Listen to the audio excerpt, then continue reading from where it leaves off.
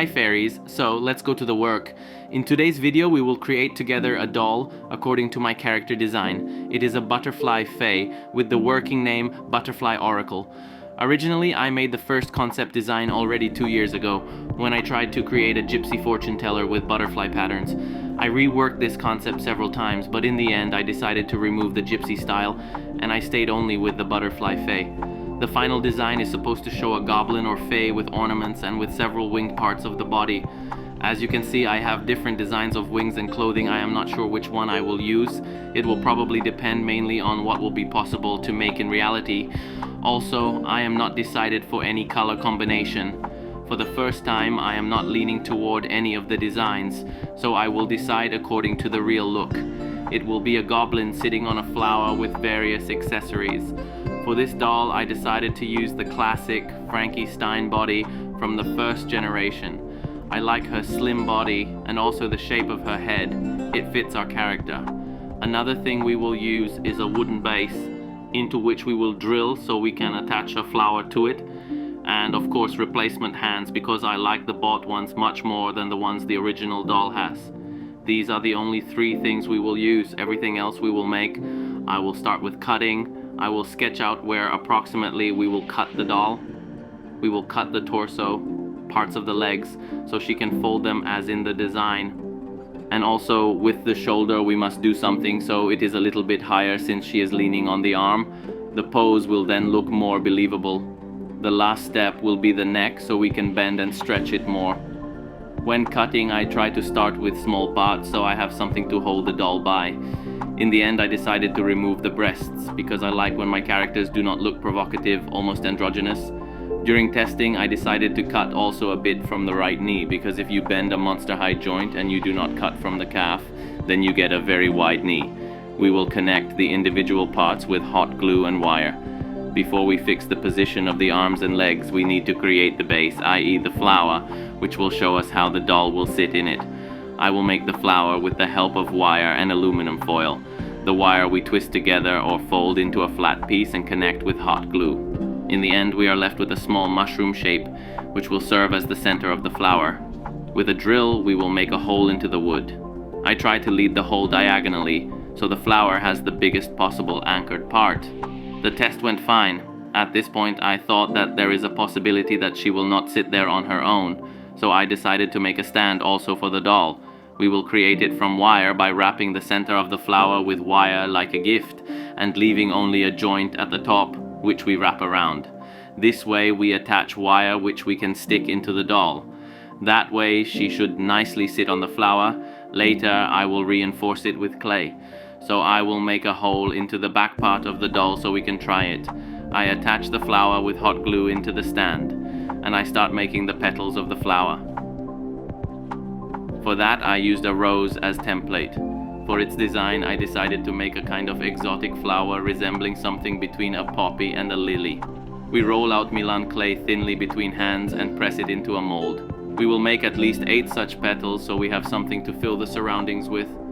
We leave the finished petals to dry until the next day. Meanwhile, we finish the whole figure and insert the palms. Since this model has narrower forearms, I decided to heat them with fire and enlarge them with the help of a needle, and only then insert the hands. I attach the hands with super glue.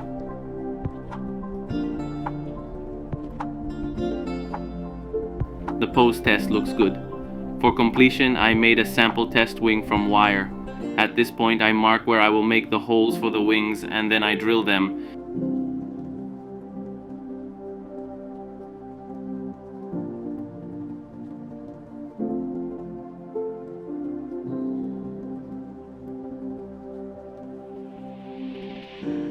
Since I already roughly marked where the arm will end and I can put a petal next to it, I can glue the arms with hot glue. I leave the arms a little further from their joint so that there is space for modeling clay to be placed, and so that they are longer, because Monster High models have shorter arms compared to legs in relation to a real figure. Now I am ready to glue the petals to the flower.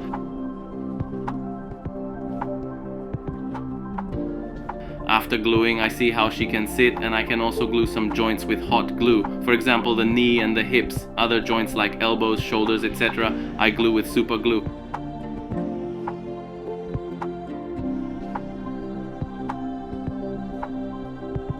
Now I start modeling. I model from top to bottom, neck, shoulders. I try to sculpt the left shoulder protruding, then the torso, knees, and legs. We will shorten the weighting a little.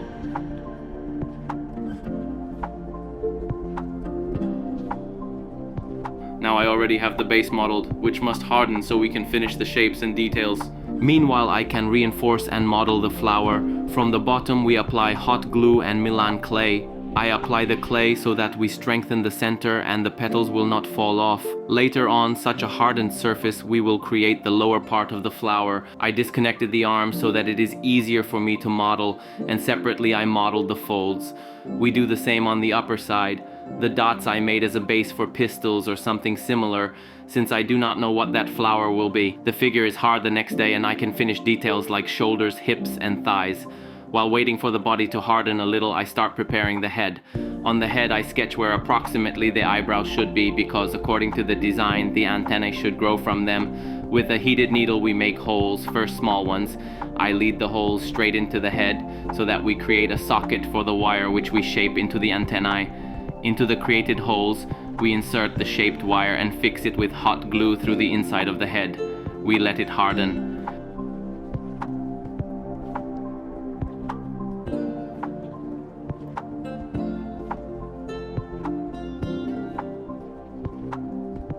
Again, I return to the flower, to which from the bottom side we create petals using Milan clay.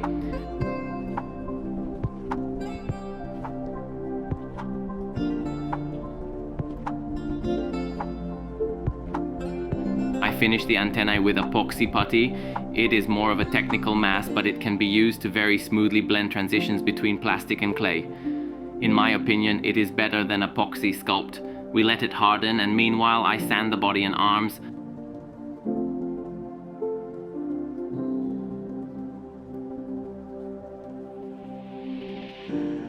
On the body I made a primer coat and I model unevenness with epoxy sculpt, although maybe I should have used epoxy putty for that.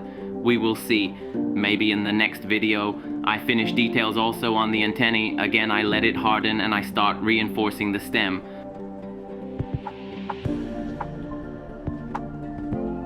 On the stem, with the help of a hardened brush, I create a structure like on a tree, just finer. I place the created leaves and make sockets for them. On the head, I mark where approximately the wings will be and I start drawing the final design. I decided to merge both into one. For the wings, I made a template from wire, which I place on a plastic cover and pour UV resin into it. We let it harden and create our design with a marker and scissors.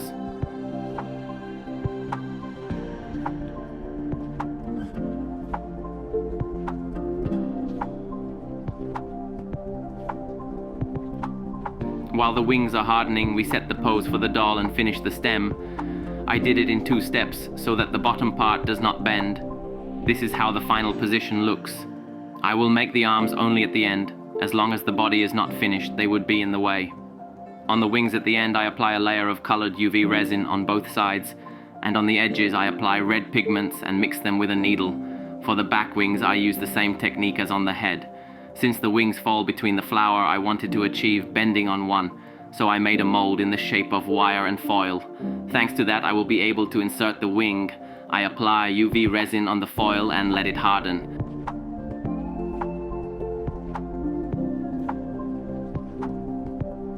The first attempt was not very good, so I tried again. The second attempt seems quite fine. We let it harden for at least half an hour in direct sunlight. Unfortunately, this attempt broke because in some places it was very thin and in others very thick. In the third attempt, I decided to leave both wings straight, so I will have to adapt the flower to the wings. On the wings, I attached wire with UV resin, which I bent at the end so I can connect it to the back and the wing. Then I masked the wire with Milan clay. I model a strip, which I model in and create a structure on it.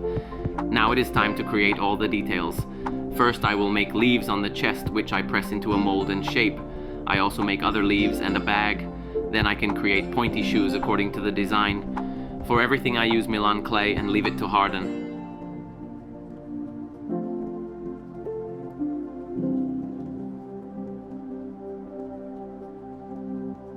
I can go finish the flower. With hot glue, I attach the leaves and model them with epoxy sculpt so they blend with the stem. As inspiration for the flower, I decided for a crossbreed of exotic lily and red poppy. The poppy has pistils inside like these, so we make them from Milan clay. While the pistils harden, I create a cushion in the shape of a poppy in the center. First, I press the doll into it so she sits exactly in the place I want, and then I model it.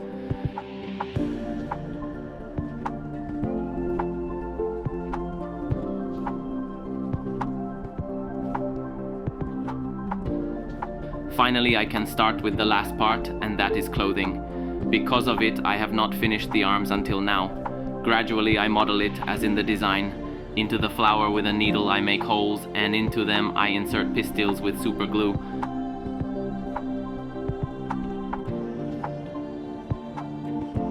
After all these steps, I finally glue the arms, and I can model them and leave them to harden for 24 hours. In the meantime, while waiting, I decided that I don't like even the second attempt of the wings on the head, so I decided to try a third variant. The main reason was the fact that the wings seemed ridiculously big to me, so I drew smaller ones, poured UV resin, added red, and after it hardened, I repeated it on the other side. First attempt, second attempt, final. I sprayed the finished model with a primer spray from the brand Repaint. The first spray was defective, so it exploded and sprayed everything possible. Thanks God the amazing Catmeleon helped me, that it was the spray that was bad and not me. On the second attempt, everything went fine. I don't understand why such epic fails always happen to me. More or less, we really created an even surface. We sand a little, model a little, and spray again, and then I will go paint. Airbrush time. Well, since I have no idea what color I want, I will experiment. I know I want it to be dark, so I start with black. Then I add sky blue and red orange.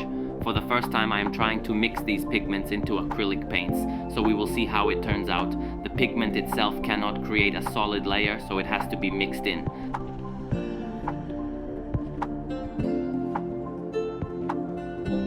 The first color then was black supplemented with blue and with sky blue pigment. At this moment I saw Mystique from the X-Men movie. It was exactly the same color as in the first movie. For a better effect, I added pure black on the back side, and on the front side white with a drop of yellow and a drop of red-orange pigment. The same color I used also as a base in the center of the flower. Since the individual layers have to dry, I alternate painting the flower, body and head. Even though the inspiration was exotic lily, I decided for poppy. This is how the final base looks, on which we will create patterns on the body, which actually evoked Mystique to me. So now I am considering adding that to the beginning of the video. The patterns on the body I make according to the drawn design and in a strong orange color. The color of the clothing I chose according to the poppy stem.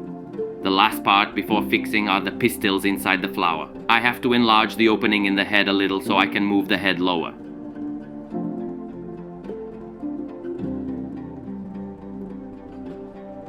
We fix the doll with Mr. Super Clear and let it harden. Meanwhile, I can paint patterns on our wings.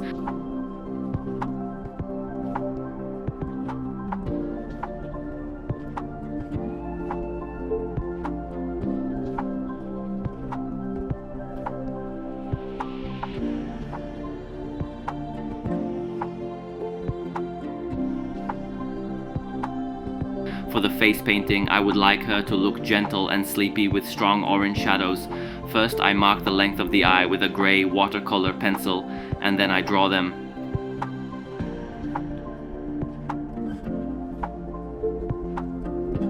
When I make the basic drawing, I start shading with pan pastels, orange eyeshadows, blush on the cheeks and nose, and we shade the cheekbones and eye arches with dark blue. Again, I fix it.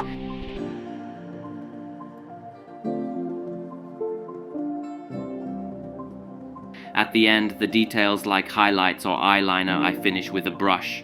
Then we also finish the body.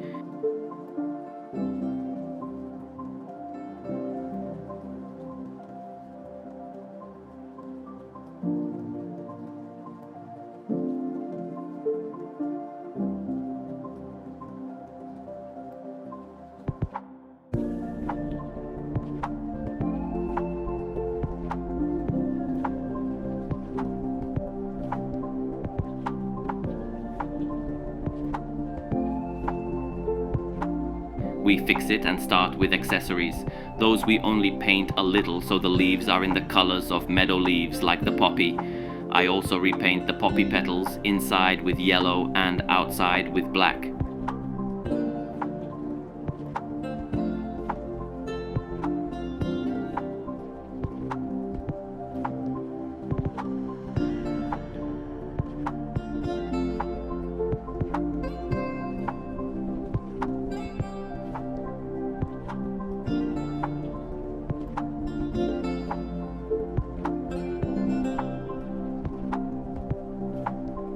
On the face, I also finish the other details and make freckles and moles on the face.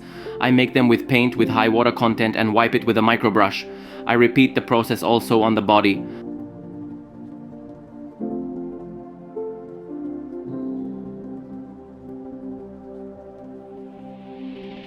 Finally, I finish the face with gloss on eyes and lips. Before I start joining all parts, I paint details like the bag and the leaves. I do everything with water pencils.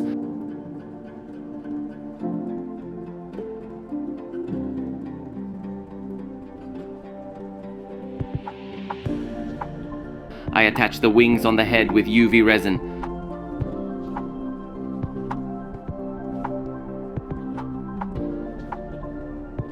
In the next step, I decide where we place the wings on the arms and legs. I tried different variants until I decided to put them under the elbow. But before I decided, I finished white spots on the wings. Now I start gluing all the wings with UV resin on the ankles and on the arms.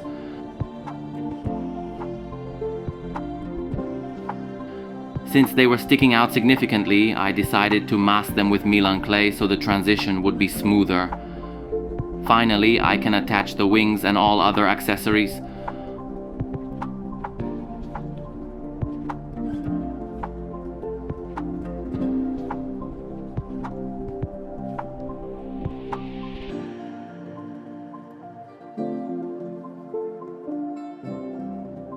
On the base, I decided to traditionally add grass and flowers for miniatures. As a base, I sprinkle a green mix with little stones, and on it I glue 3D grass. I add bushes. I try to tune everything into brown-green so it looks natural. Before that, I glue there pieces of grass so we complete the 3D grass. Then only red mini flowers to highlight the poppy. The great thing is that you can stretch or cut them any way. All materials I order from AliExpress.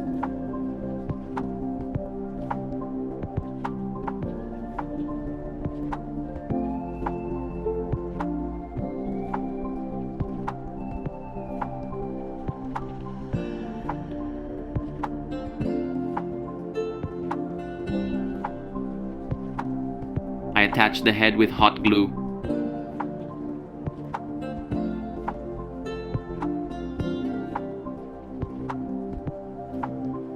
For the hair, we comb out 100% acrylic wool and comb it. I chose 3 shades so I can combine them and achieve the color I imagine. Then we iron them and we can start gluing. But before that, I model the connection between head and neck and then paint it over with acrylic.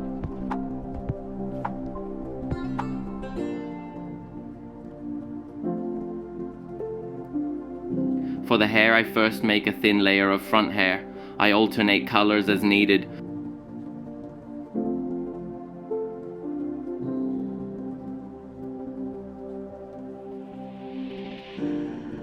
When the glue dries, I comb it and put a new layer already on a bigger scale.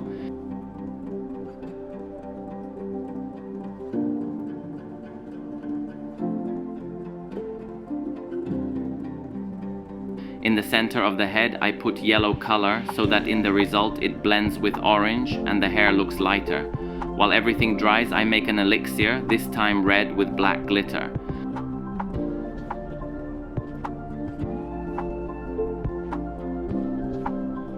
Now I start styling the hair. First I comb it. For the hair I use ordinary hair mousse and smooth and adjust the hair.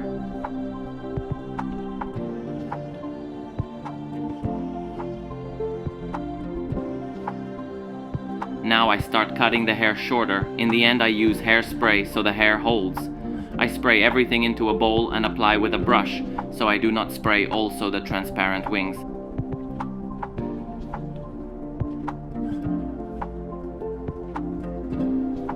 When the hair holds, I can comb it a little and do the final styling. All hair I glued downward, so I helped myself with a clip, fixed them, and let them dry so the hair is together.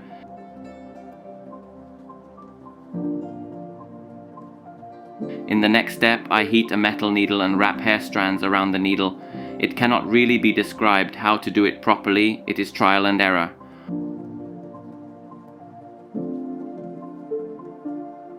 On the leaves, I apply acrylic varnish so they are shiny because matte blended too much with the body. On the brooch in the shape of a butterfly head, I decided to put glue and black glitter.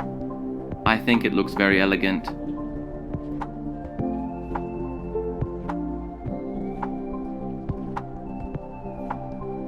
The last part is glittering everything possible.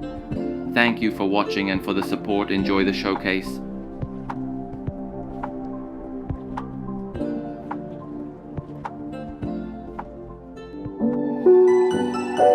Mariposa Nimblewinged. Mariposa is a butterfly fae, guardian of the enchanted butterfly garden.